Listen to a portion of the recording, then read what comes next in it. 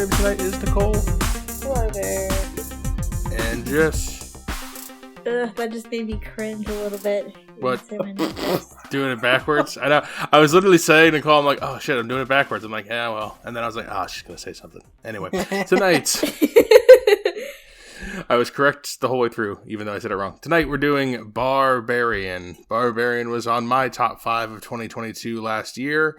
And so I had us talk about it because none of you guys had seen it. And I thought you two would get something out of it. It's a horror mystery. Oh, I didn't know you watched it already. Yeah, this was on my top 5. You remember the show we did? It doesn't matter. It's got. Oh yeah, I guess I was there. you were technically there. You had your own picks. It was good. This has a 92% on Rotten Tomatoes with the critics, 71 with the audience, 78 Metacritic, and 7 on IMDb. And being on my top 5 of the year, you guys already know that I really wanted to see this, or I really enjoyed this. And I'm guessing you guys didn't know anything else going in. I kept it vague. Just didn't even remember. No, I didn't know anything about it. I just want to check every once in a while. One of you guys is like, actually, I did hear this from some weird source, and I'm like, oh, that's nice, but not this time. No, maybe next time. It did unlock a memory. Dave the Barbarian, if you guys remember that cartoon. That's the kind of just memories I'm looking for there. Things that from the ether of the past. If you haven't seen it, it's on HBO Max, and we're going to spoil it here now. I guess I didn't read the description, but it's pretty vague. A young woman discovers the rental home she booked is already occupied by a stranger. Against her better judgment, she decides to spend the night, but soon discovers there's a lot more to fear than just an unexpected house guest.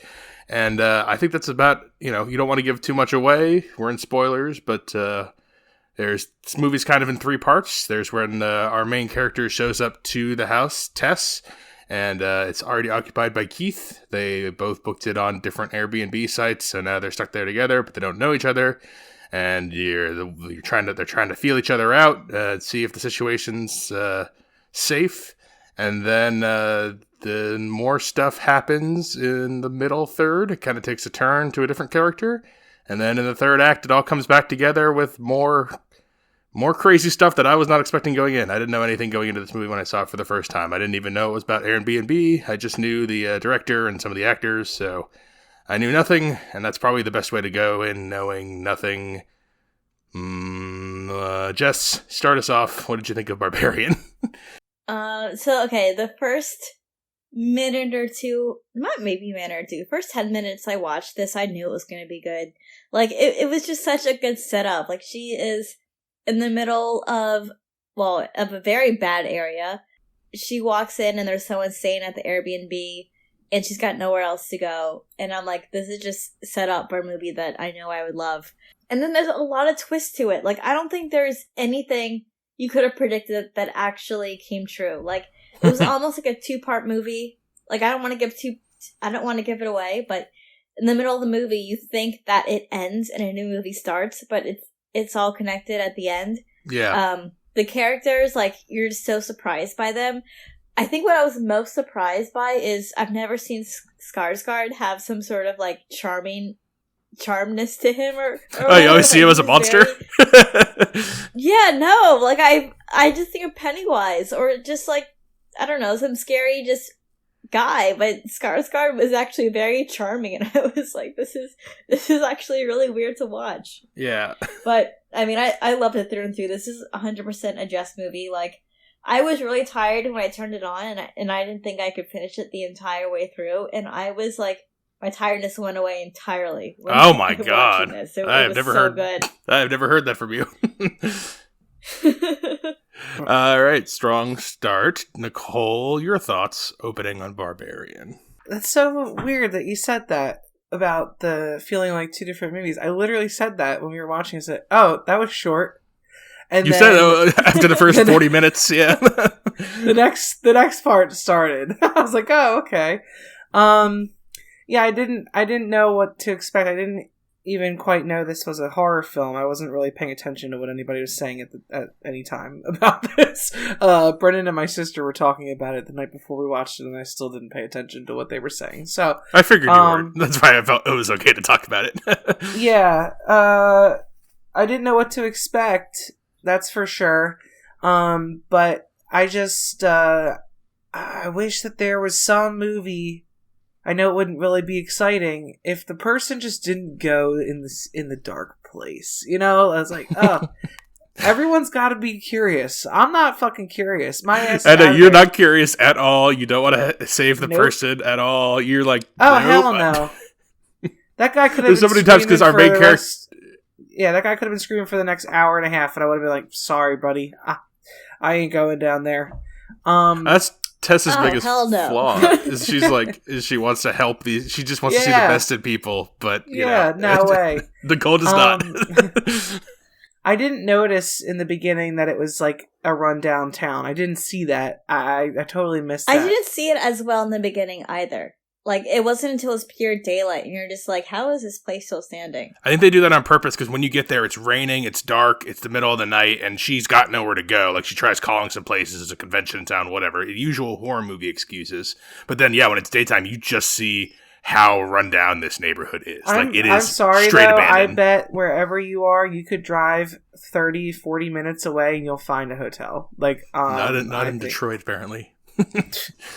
Yeah, okay. I agree with Nicole. I thought the same thing. Yeah, too. I would never go into that house with that guy. Ever. So, that was all a fun setup with that. Definitely not on her side with going down there and seeing what the hell's going on. As soon as I saw that rope that would open that door, I'm gone. I'm gone. No way.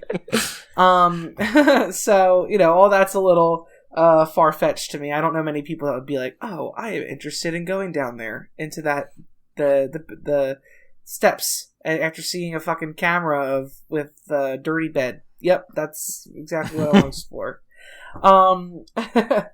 The combining of the two stories is interesting. That's fun. I like that part of it. I might have different feelings later on as we discuss further about how I felt at the movie as a whole, but I'll leave it at that for now. Yeah, I gave a mini how much I loved it when we talked on Top 5 show, but now I get to go in depth. It's just really clever, and like what Jess saying, you can't see where it's going, ever. Like, you're constantly surprised by what's happening next. And it's like, it keeps you engaged really well. Like, I never get bored in this, and like, I'm just on the edge the whole time. And there's almost like Nicole mentioned it in a negative way. There's some comedicness to some of it, maybe later on, and some of it, like the reveals that goes through. There is like, it's so shocking at times that there's like a comedic nature to it, which I actually liked. It added some levity to the whole thing. But I love too that like we're just following, like it's all about like making the choices and like figuring out who you can actually trust, because like you think you can't trust someone, and then like, oh, maybe I should have, and then you're like, oh, I trust this person, and you never should have trusted that person, and then the monster who you think you absolutely cannot trust actually turns out to be who you should have been trusting the whole time. There's just like there's a lot of fun allegiance switching with only like, I don't know, 5 characters, really, and you don't even think it. In the first act, you think, oh, there's 2 characters in this movie, and then a couple more come in, and it just keeps you guessing. It's really fun, fresh. I like the inventiveness. The third act is what I've seen most people complain about, if anyone has complaints, because it gets I'm raising my hand. Yeah, and we'll talk about that, because at the third act, it asks you to take a big leap. Like, you have to think. If you start thinking like practically on like how the real world works, it starts to not work. You have to give it the pass, and your enjoyment will probably vary based on that. But I don't know. Where do we start? Like the first third. What are you thinking, Jess? Like when you're watching like the first third, like do you have like, you obviously are not trusting Bill Skarsgård at this point. Yeah, so you totally think that Skarsgård somehow looked up this girl and like made it seem like the Airbnb was double booked, because he starts like kind of getting her to like him, talking about like, oh, don't fall for these bad guys, like fall for someone like me, or like they strangely had this weird thing in common that was just such a weird thing to have in common. That was why the reason why she was there. I forgot what it was. It's like a charity thing. But she's going for an interview, and he's somehow like related to that. Yeah. yeah, so it just makes you seem like he plotted this whole thing to lure her in, and he's gonna do something bad or whatever. But that's not the case at all. And it was just so weird how that played out. And he ended up dying pretty quickly, which I was actually kind of sad about. I wanted to see Skarsgård through the entire movie. I know, I wanted more of him. I like to, like you said at the beginning, Bill Skarsgård, you think of Pennywise and like he plays other villain characters. Like he's usually a villainous, scary bad guy. Yeah, he's just like the creepy guy. Right. But he was just charming and literally like naive and innocent in this whole movie. That's what I like the casting with this too. Like, cause you have Tess shows up to the house and Pennywise is at your door. And if you're watching the horror movie, you're like, oh, well, don't go to Pennywise's house. like that's not a good idea. And then like you think like, oh, maybe he's doing something ulterior. I love that wine scene where he opens the wine in front of her because he's like, I think I wanted you to offer, but I knew if you thought, because the tea and like I like and like I wanted you to see me open it, and like I was just afraid that you would exactly. I love that. I love how that all plays out. And like on the other side, when we get to the third act part where the new movie starts, in quotations, you go to Justin Long, who, if you didn't know was in this movie, you'd be like, what, did the movie just change? Like it goes from the dark, dingy caves to Justin Long driving up the PCH in California without a care in the world. And you think of Justin Long, I don't know about you, most of the time I think of like early 2000s high school comedies where he's like, Accepted, yeah. He's like the aw shucks nice nerdy guy who gets the girl in the end, heart of gold. But in this movie, you think he's going to be that, but he's actually not such a good guy at all. And so I like that you got like two actors who you think of playing these types, and they're like swapped in their actual actions on screen. And it's even though like their actions are kind of small and similar, like in day-to-day stuff, like if you're Tess, how do you know which guy to trust? Do you think you're supposed to trust the one but not the other? And it's fun to see like how close they actually are. What was I saying? So the reveal of like the basement stuff. I guess you guys aren't even going in a house. I usually do my in horror movies, when are you out question, and for me it's a different answer. I would never go into a house with some strange dude in there. I'm sorry, especially when the person's not answering the phone that owns it. Not a chance. This could be a whole setup. Okay, so you're out from minute one. You're probably gone when the house is unlocked, because she can't get in the house for like a minute, and then he comes to her after he like. Oh yeah, she looked distraught, and I was thinking to myself, wow, I would already be crying because I wouldn't know what to do. I like part of the conversation they have though is like, what if the roles were reversed? Like, what if she was there first and he came? Like, there was no way she would let him in. Open the door for a fucking person knocking on the door. But exactly, like if I'm Alexander Skarsgård, I'm the man. I don't think about that either. I'm like, I'll just open the door. Like, what's going to be on the other side? Like, I don't go through the world afraid of strangers, I guess. And it sounds like you guys maybe do. That's why this is, films with the women in my life. You get different perspectives. And Skarsgård at first, he wasn't fully open to it. He was kind of like, so what do you want me to do about it? And then he kind of warmed up and was like, okay, yeah, you can come in. Yeah, if you think about it from his perspective, he's also weirded out. Like, this person just showed up that I don't know, like, is claiming this thing. And, like, I would be weirded out too, but, like, I think in the end, I would have done the same thing he did and let her. Like, if a woman showed up to my thing and I was staying there by myself and she showed me the conversation and I had mine, I'd be like, yeah, it's probably a mix-up. Let's try to call the person, and then I would probably give up and be like, I guess we can just both stay here if you want. Like, that's probably what I would do. You wouldn't. If I'm her, if I'm it is totally based on me being a 5'10", 250 pound man. Like, I'm fine. Like, it's like I'm not worried, I guess.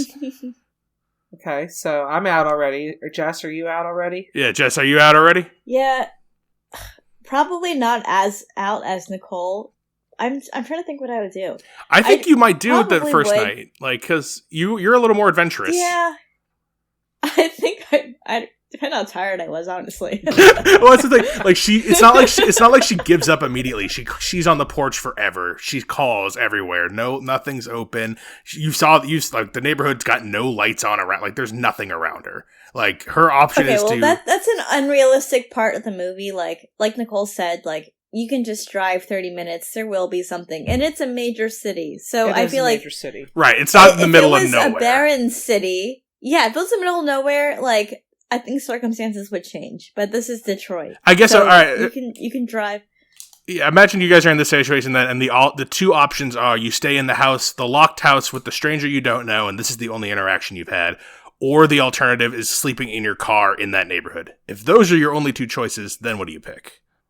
Oh, house. Yeah, I got to stay in the house too. See, there you go. So if we can just imagine that Detroit's off limits and that everything's booked up, if we can like pretend that that's a good enough. I know in the movie world that there's no way to make it where like all of Detroit, there's no literal other building to stay in that's not a rundown crack shack. Apparently there's a convention.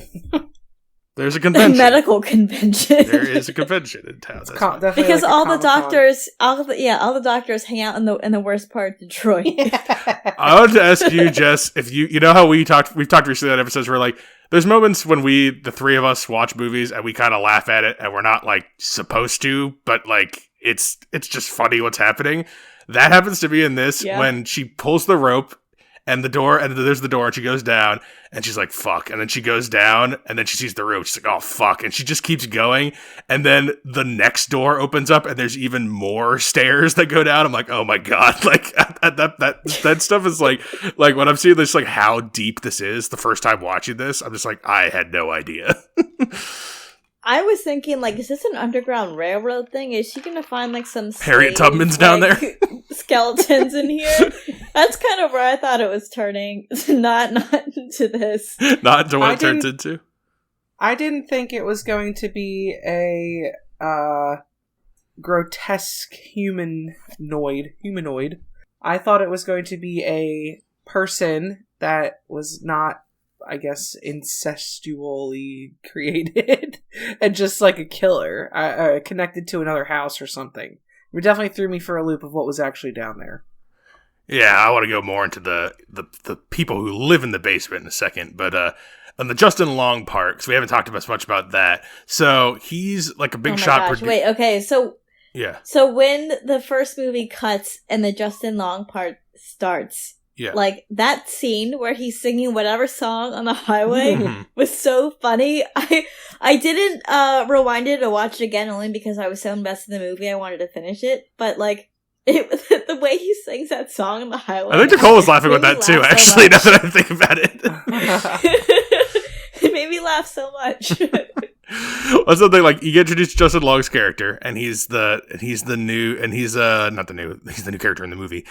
He's a producer of some TV show or something, and an actress is accusing him of rape, and so he gets fired on the project. And he's like, "Oh, come on, man, this is bullshit." And he has to go and sell this property. His property is the house in Barbarian, so he's got to go and sell this piece. And the whole time when that neighborhood is revealed, you're like, what fucking idiot owns this house in this rundown piece of trash? Of course, it's Justin Long, the guy who doesn't even know he has this property. He didn't even think about it.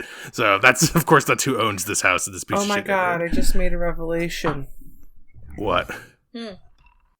Aren't they on Barbary Street? Are they? Oh, it's a Barbarian. Someone that lives no on the way. street. I didn't even know that. That's funny. That's why they're called Barbarian, because they live on Barbary Street. It's funny because I was like, this would have totally been called Mother if that name wasn't taken. By several movies, yeah. But dude, that's a nice detail. Nicole coming around. Nicole coming around on the movie. Starting to like it a little more. I like Justin Long's character, you think, like, because he's introduced as a protagonist-y kind of character, but then you find out not such a good guy. He definitely raped that one girl. He drunkenly calls her. And then we see what a total douchebag landlord he is when he finds out that there's like a dungeon in his basement. He pulls out the tape measure and starts Googling how much extra space he can rent out. Oh my God, that was so funny. That was so I love that, like, he finds like a torture basement. He's like, oh, hell yeah, bitch. And he starts Googling all the ways he could try to make money off the dungeon of his basement. And then he finds... Honestly, his character was so funny. I know, he's just written It was just like such a dope and like such like a piece of shit, but like then he finds the further caves. There's like cages with like blood on them, and he just like is measuring around them. I'm like, dude, you're fucking. Oh my god, it's something. he even else. like sits on the mattress, not even like acknowledging like what that room probably was, and he's like, "Oh, it's dirty." Oh, that other, yeah, the mother room. So we'll go the third act reveal. We've already talked about the creature. The creature that lives in the barbarian tunnels is the offspring, several generations of offspring of this old man who is like the original owner of the house. And we get like a flashback scene to the 80s. And the neighborhood's vibrant and everything's fine. I like the way it's shot. It's shot with like a weird fisheye angle lens, so it looks very like uneasy and in your face, that flashback stuff. And we find out like just a little bit of his history. He pretends to go around and lure women into his basement, and that creature in the basement is years and generations of inbreeding to the point of that's what's there. And all the other women have been killed or are gone. All the other babies are gone or whatever. And so all that's left is this creature who stalks the corridors looking for captives to be a mother to, because that's all she sees is the videotape in her room of the mother thing. And the old man is also barely alive in the basement in a little room, locked in there, piss jars all around, looking completely disgusting. And that's the true villain of the movie, is this old man who ran a inbreeding sex dungeon in Detroit for half a century. I'm getting kind of freaked out right now when you're talking about this. Well, it's a horror movie, so I mean, if you had seen the first 5 minutes of the movie, I'm guessing you probably wouldn't have guessed that's where this was all going. I don't understand how they're saying it's multiple generations of incest. I mean, the guy is maybe like 80 years old. So, I mean, when they show him, I guess it's in like the 70s or 60s? They say Reagan administration, so it's supposed to be like early 80s. 80s? Yeah, so he would 40 have been, years. So, I mean, how old is that person supposed to be? Because they shouldn't be more than like, I don't know how I'm thinking he's probably in his not like late 80s, early 90s, because in the flashback in the early 80s, that doesn't really matter his age. More so of like, the creature's age is like. generations. Well, okay, so think about it like that. Like when we're introduced to him, he's already a middle-aged man, and we hear screaming in the basement when he goes back to the house. So when we're introduced to him, he's already started his underground operation. We don't know if he's been doing it for 5 years, 10 years, 20 years. And so by the time we get to him in 2022, he's been doing it at least 40 years, but probably more like 60, 70 years. His whole life. Yeah, and if he's, his whole life. Yeah, so if he's having children with children, like he's having children with 12-year-olds, 11-year-olds, and then they're having children, and then this thing could be 3 or 4 generations down the line in 40 years just from a hard to think about inbreeding with that guy. Okay, I gotcha. So it's possible. Yeah, it's possible. You can watch the tapes and figure it out. yeah. We don't even get to see the tapes. Justin Long. We just to see Justin Long's horrified face, which is very entertaining. Yeah, this movie goes, and I like it too that it's not all random. The general, because there is a core theme of the movie about rape and women going through the world and like who you can trust and who you can't trust. Like that's the whole thing. Bill Skarsgård's Justin Long's comparison. The monster creature is actually not malicious. She just wants to be a mother, and doesn't know anything else. She just lives in the caves, and so anything that isn't her child is a threat to her. She's clearly afraid of the old man, the Richard Brake character, because she backs away from the door. We see that. I love that too, when he gets to the door, you still don't know what's on the other side of it, and she gets to him, and then she starts backing away. And it goes like, well, if she's backing away, Justin Long, he can't fucking go in there. Then how do you think he stayed alive for so long? That's what doesn't work if you think about it too hard. You could get to, you have to believe that this inbred creature and this old man have lived in this labyrinth maze for 40 years minimum and survived on what exactly? that's the part of the movie where you're like, this couldn't actually literally happen in real life. Something like this could happen, but not literally this. Like, yeah, like you could have when the homeless when the homeless man says like the barbarian, she comes out at night, and you're just kind of like, how? What is she doing? Right. I guess just scavenging? I don't know. I mean, she likes the dark, clearly. Or she only knows the dark. She's born in the darkness, like Bane. But that's another thing is like that. I don't know. Well, the homeless dude it goes into the figure team of who can you trust, because at one point early on in the movie, remember, he's the guy who is running at her. He's like, "Hey, little girl, don't go in there. Get out of here!" And she runs in the house, afraid of him because he's a crazy man running at her.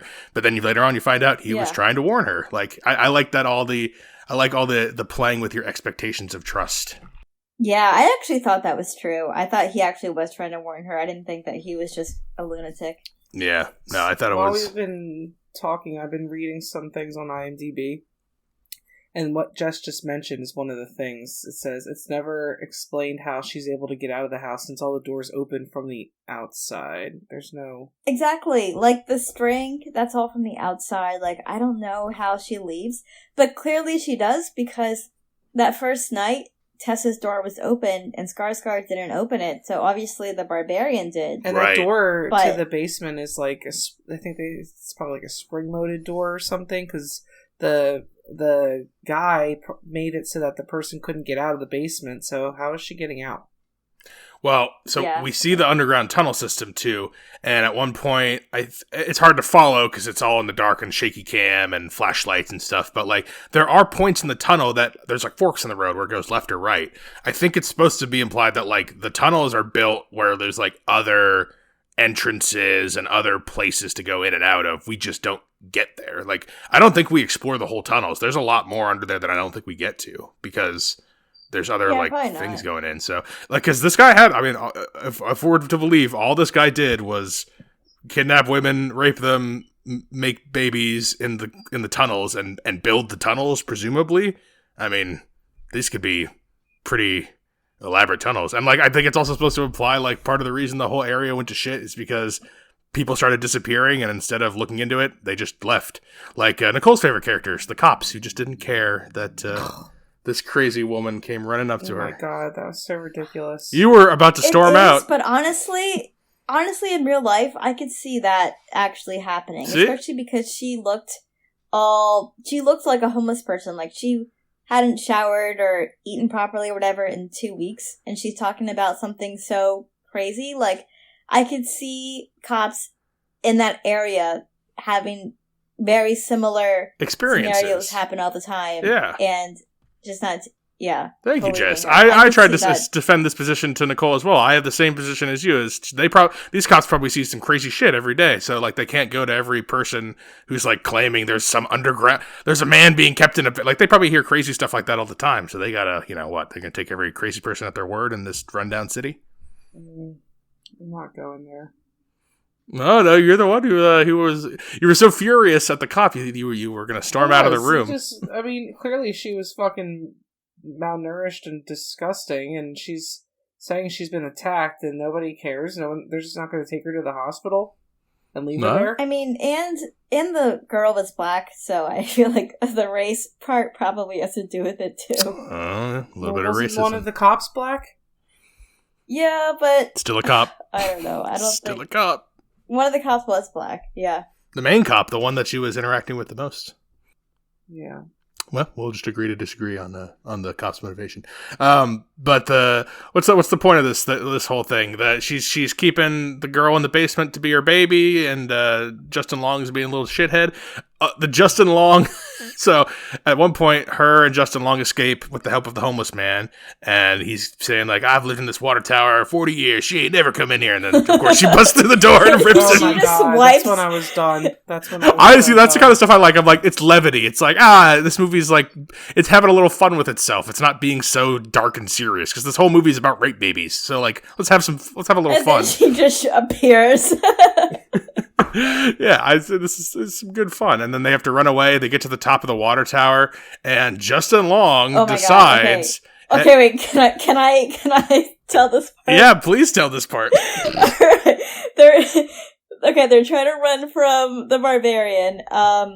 And we forgot to say Justin shot Tess Yeah, on accident. Justin does everything wrong. His tape measure is the reason that she got the monster's attention in the first place, because she accidentally kicked the tape measure. Everything Justin Long has done is wrong. Tess wasn't even that bad. I guess she's very understanding that he was just being defensive of himself. But he had no guilt of really helping her escape. Like, No. he would just run in front of her and just be like, come on. Like, I'm like, you're supposed to, like, lift her up or, like, carry her on your shoulders. Like, what the hell? No, he just I'm so running at the water tower. You're gonna He's be a piece fine. of shit. They're running at the water tower to escape the barbarian, and Tess is way behind, obviously, because she's bleeding out. Justin is at the top. Eventually, Tess catches up. And this is the part where I'm not sure if it was supposed to be funny, but I laughed at that so hard. Justin grabs Tess, throws her off the water tower, and says, "Hey, go get your baby." It's great. And I could not stop laughing. And then, like, the barbarian did. She leaped dived over the water side. tower. See, like, her slow-mo diving after her, like an action movie. Oh my gosh.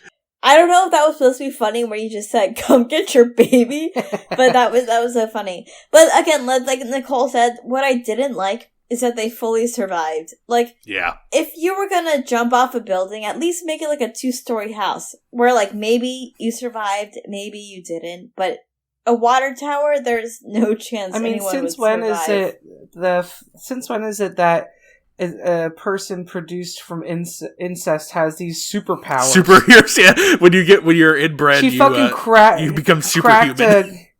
She grabbed a guy and cracked his head against the wall and exploded. Like, she's got superhuman strength. She can survive 50-foot jumps. Yeah, that's the leap. The movie that's the horror leap it's asking you to take. That's the supernatural element. Is you have to believe this. But this creature I don't think it makes sense to me that okay, this person has been brutally abused their whole life and product of incest or whatever, but let's make them have superpowers. That's gonna be fun.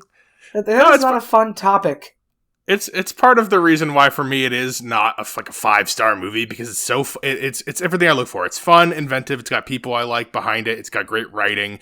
It's interesting and different, and I can never guess what's going on during it. And my biggest complaints are just like it doesn't quite play by the rules, and that's not quite fair. Like the labyrinth is too much. Like, it is unbelievable that would be like Richard Brake would not still be alive in that basement after 90 years or whatever of doing his deeds. And yes, you're not going to survive the water tower. Maybe Tess would, because she landed on her, like, cushion your fall. Like, that can happen. But the barbarian would not survive. She's also already been shot. Right. Like, there's nothing that she could fucking do about that. Yeah, and those, I mean, I don't know if those are legit criticisms. It's just, this movie isn't quite believable in the real world. So as long as you're comfortable with that, I think it's a fun time. But, like, it is not quite believable. Yeah, I never really, that part didn't bother me too much. I think it was just so good, I overlooked it. The water tower part, I think, I don't know why, but that one, surviving the water tower was a little bit of a stretch. But at least Justin Long didn't make it out, like though. Like Brennan said, you have to just look past it. Yeah, in a movie, if I wasn't having fun this whole movie, if I weren't on the edge of my seat in the scary parts, if I weren't laughing at the funny parts, if it weren't so unique and interesting, then yeah, I would care more about those nitpicks. But that's what they are for me. It's just kind of nitpicks. And Justin Long gets his just desserts. He does not get away with his horrible schemes and horrible behavior. And the barbarian wants her to go back in the hole with her, and Tess is like, that's not going to happen. So Tess mercy kills the barbarian, although I don't know if she needed to, but I guess she needed to. And that's how it ends. So it's a nice, fun little hour and 40 minute ride. I'm trying to think if there were any. Do you guys have anything other points to bring up before we wrap up? I was really annoyed with the whole Airbnb situation. Like, I don't understand how they didn't determine how much time was in between the last time somebody was there or what. Like, I don't get how they... What was the point that I made when we were watching it? I think you said that, I think you had a problem with the passage of time, that how was no one detect that she was gone that whole time, and like he was like, oh, there's no, Or he was like, nobody has called about this place in months, but like 2 people just made like appointments. How did he not know that people were renting out his place at the time? And it was a couple weeks is what it was. It was like, I want to say it was like 3 weeks between when they stayed there and when Justin Long comes back. So she's been in that tunnel system for like at least a couple weeks. And yeah, but Justin seems very laissez-faire about this rental property. I don't that's think the other thing. This is anything at all. This is a douchebag Hollywood actor. We hear how he talks to people. We see how he treats other people, how he treats women. So we know who this guy is. He's a douchebag who does not care. So he's not going to even think about his shitty little Detroit rental property. And the other thing, like, I don't know how long he has had this or when he purchased it, but I mean, Detroit has not been the best for quite some time now. I can only imagine he knew what the hell the fucking town looked like. Well, it sounds like he got it from his parents, because remember he gets that voicemail from his mom that's like, if you're ever coming home, sweetie, Detroit's only 4 hours away, when he's already there. Like, I think he grew up there, so that's why, I don't know if that's why he has the property, but he must have bought it when he was out there, when he lived there still. Or maybe inherited it. I know people who like have bought like pretty shitty houses in Wilmington thinking it's going to be an investment or whatever. So I'm sure when his career was starting, he got money. He thought investing in real estate would be the way to just grow his money even faster. And what better way to do it in an area that's really just low housing. Yeah, I think it was just a stupid investment that he forgot about, probably. So okay, sure. We help you with your problems a little bit. You help me out a lot. Barberry Street, that was a good catch. I had no idea. That's that makes me like this. This was on my top 5 of the year, so that makes me like this even more. And that is what I wanted to ask you, Jess, since it sounds like Nicole is more mixed on the movie. But if you had seen this last year, would this have made your top 5? Oh, this definitely would have made my top 5. Oh wow, that's it. Would it? Like I think this is, but between this and Black Phone, honestly. Ugh, I don't know which one I'm going to Oh, wow. Black Phone was your number 2 of the year. Yeah, this might even been before Black Phone. I don't know. This was very, very good. So top 5 for sure, though. That's something. That's yeah, definitely. Wow. Okay. Well, it still wouldn't knock Black Phone off. I think Black Phone was still ranked higher overall. I still can't believe that was our film of the year. That's shocking to me. But it's a good movie.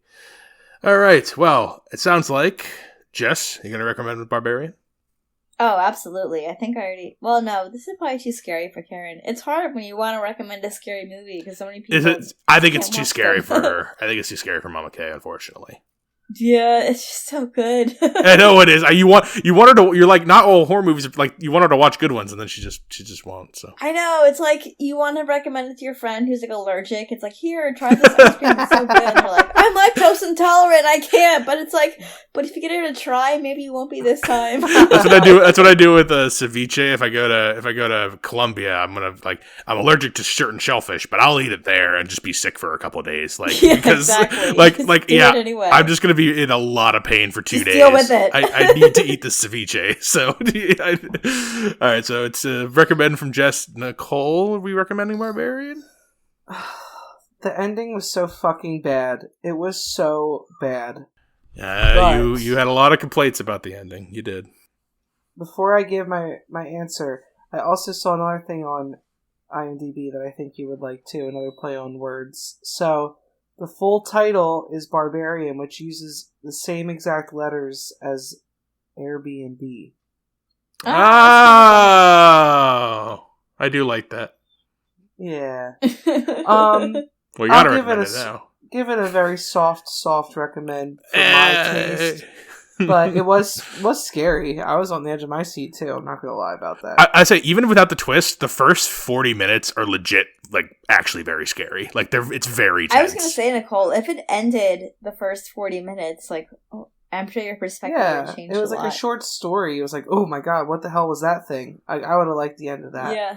Yeah, I think even I like the whole thing, but yeah, the first 40 minutes just on its own is just a great story by itself. It's really well done. But yeah, Three recommends. Nice. For Barbarian. So starting off the year with some last year movies, and we're catching up with a few more 2022 movies. We've got 2023 here, though. We've got Oscars coming up. Maybe we'll talk about those. We've got our own Instagram tournament going on right now. The top 2022 movies of the year that we drafted to be voted on, for you to vote on.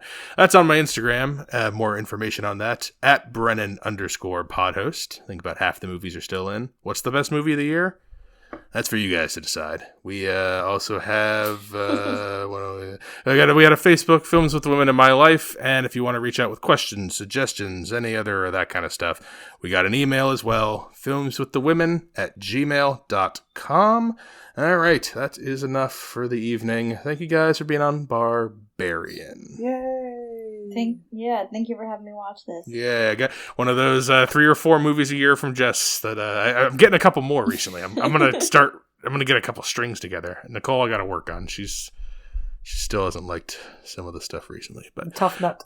You're a tough nut. Till next time, this is Brendan signing off, saying thanks for listening and enjoy your movies. Thanks for listening to Films with the Women in My Life. If you enjoyed being a listener in our life, please rate and subscribe on Apple Podcasts or on your favorite podcast app. Keep up with the latest from the show on Instagram at Brennan_podhost, on Facebook at Films with the Women in My Life, and on Twitter at FilmsWomenPod. Finally, you can email the show with questions and suggestions at filmswiththewomen@gmail.com. Original music for the show was created by Ian Burke and Chris Iwanek. Original artwork created by Nicole D'Alessio. This show is produced by Brennan Snyder. Thank you again for listening and enjoy your movies.